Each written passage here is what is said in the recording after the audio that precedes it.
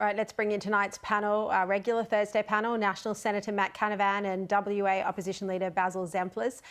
Just to pick up on what Susan Lee was just speaking about, Matt, you listened to her answer there on energy policy, not having one at the moment and the process they're going through. I mean, this comes as just today you introduced your own members' bill to repeal net zero. What's your assessment on how the Liberals are going to arrive at a position that you know, the Nationals would be satisfied with? Well, look, I think the best solution to this issue, almost to any contentious issue, is to talk it out. Lots of times in life you have disagreements with people you love.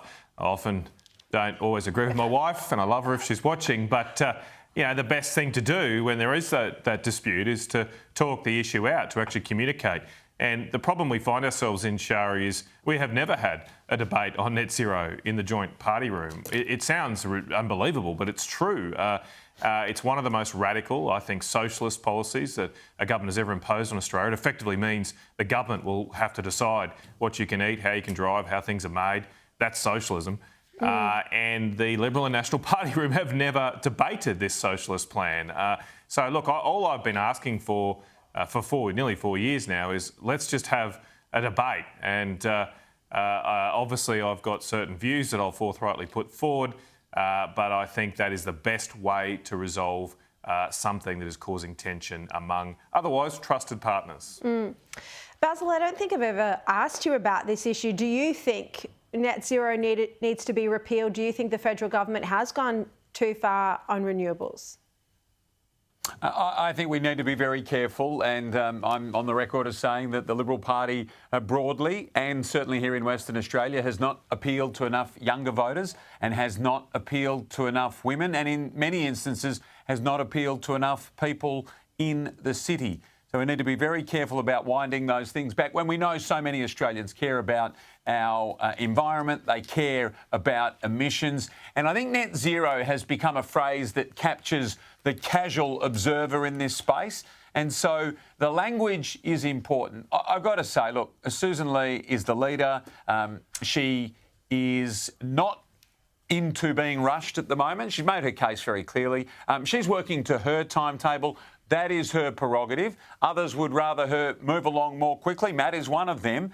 But she is entitled to go to her timetable, and that's what she's doing. And that is her prerogative. So let's see when we see is the best way to describe it, I think. The only thing I'd say in response to that is it's, you know, fine to take your time with reviews, but this is the worst government we have had, and we need an opposition to argue against them, and they can't do that properly without knowing their own policies. You've got to have your own policy before you can take the fight to the government. So, you know, immigration, well, I think the classic point, immigration. You know, Paul Scar was on with Chris Kenny this week, and Chris Kenny said, well, what do you think the immigration number could be? And he went, I don't know. We don't know yet.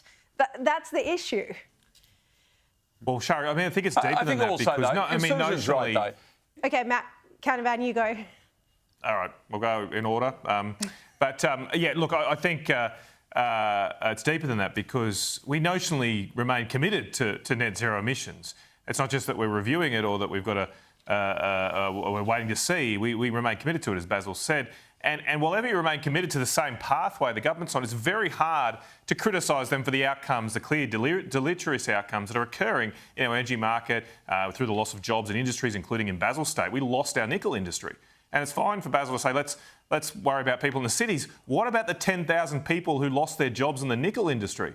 Because we remain committed to this green energy rubbish. So it was explicitly because BHP signed up to green energy, massively increased the costs in our nickel industry and couldn't compete with Indonesia powered by coal-fired power. I think those people deserve someone to fight for them, right? Basil? And I think it's a bit patronising to say, oh, women and young people believe this. Well, it's our job to convince people and lead. It's not just our job to follow. We get paid big bucks. And those big bucks should be to try and actually convince the Australian people of what we think is right, not just what we think they want to hear. Basil, you want to respond to that? And Matt, that's what you're entitled to, your opinion. That's what you think is right. As we know, the Libs have a review on. And this rush for policy inside three... Susan made the point. It is at the 3-month mark. And so everybody that's calling for this policy is calling for it inside 3 months of a catastrophic election. It's actually 4 months, isn't it? The election was in May. 4 months, but... 4 months, a leadership change, putting the band back together. We know what happened with the Nats, so they were in, then they were out. You haven't exactly helped this situation, Matt, on your own. And therefore, Susan is entitled to get these things in order to her timetable. And she is the leader. She can do it. And in the end, she gets judged on exactly that. All right. And we will be fair about that, as always. OK, I want to pick up on the Daniel Andrews conversation because, you know, we've spoken about this a lot over the past couple of days. But here is a really important point that I think is worth highlighting. A woman called Helen Shao is a survivor of the Tiananmen Square massacre in 1989. And she wrote a piece in the Herald today. She said she watched with horror as Daniel Andrews prostituted himself to gain the friendship of some of the world's most notorious dictators. She says there he was, standing in the same square where my friends were murdered, shoulder to shoulder with Vladimir Putin and Kim Jong-un, while China rolled out its military hardware for the world to see. It made my blood boil. I just think that is so well said. Matt Canavan, it was a disgrace to see any senior Australian there. It's extremely poor judgment from Dan Andrews. I mean, even his fellow traveller, Bob Carr, eventually came to his senses and realised that it was a terrible look for former Australian leaders, former Australian premiers, to be giving a sense of credence to what was a dictator's parade, effectively, there. That piece that you've referenced was extremely powerful, and encourage others to read it. An Australian now, a proud Australian, who suffered 36 years ago at the hands of this same dictatorial regime. So it's one thing to go on trade visits, and normally on those sort of trade visits we would still speak up for human rights and put our point of view to China. But instead, Dan's got on a backslapping exercise here with a very military that has conducted and engaged in terrible human rights abuses over the years. And the other thing is, Basil, that we saw their military modernisation, all of their weapons that would be used against America and its allies if America chooses to step in and defend Taiwan. Yes, the look was shocking. It was tone deaf from Dan Andrews, effectively putting influence and connections and ultimately probably financial gain through the business interest that he has in that jurisdiction above everything else.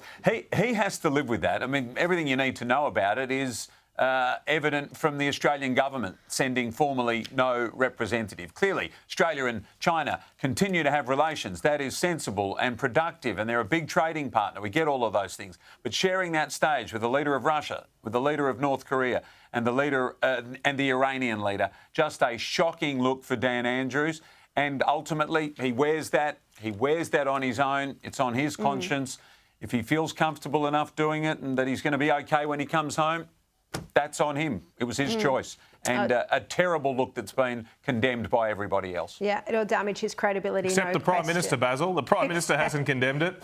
True. Good call. Good call. And we don't have time to... Good point.